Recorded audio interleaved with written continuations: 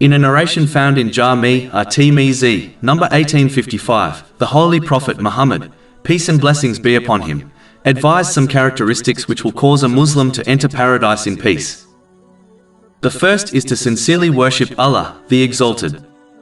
Meaning, to obey Allah, the Exalted, by fulfilling His commands, refraining from His prohibitions, and by facing destiny with patience according to the traditions of the Holy Prophet Muhammad, peace and blessings be upon him.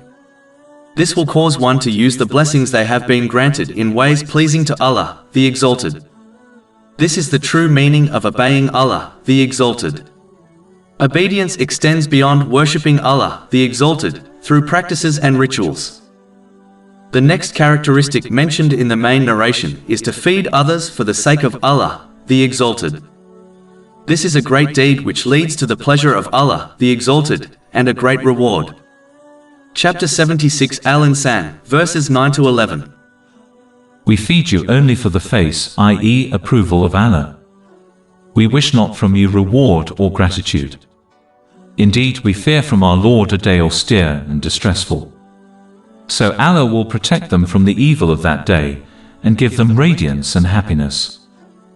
In addition, the one who feeds others for the sake of Allah, the Exalted, will be fed the fruits of paradise on Judgment Day. This has been advised in a narration found in Jami' at-Tirmidhi, number 2449. Finally, a Muslim should strive to give all forms of charity regularly, according to their means, irrespective of its quantity, as Allah, the Exalted, judges quality, meaning one's intention. This has been advised in a narration found in Sahih Bukhari, number 1. The final characteristic mentioned in the main narration under discussion is spreading the Islamic greeting of peace to others.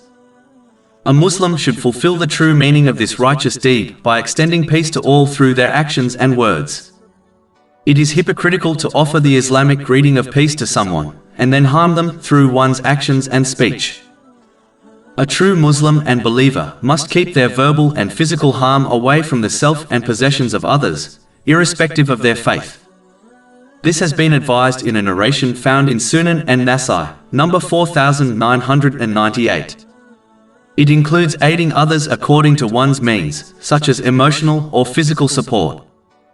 The one who behaves in such a manner will be provided with support from Allah, the Exalted. This has been advised in a narration found in Sunan Ibn near Majah, number 225. Simply put, a Muslim should treat others how they desire to be treated by people through their speech and actions.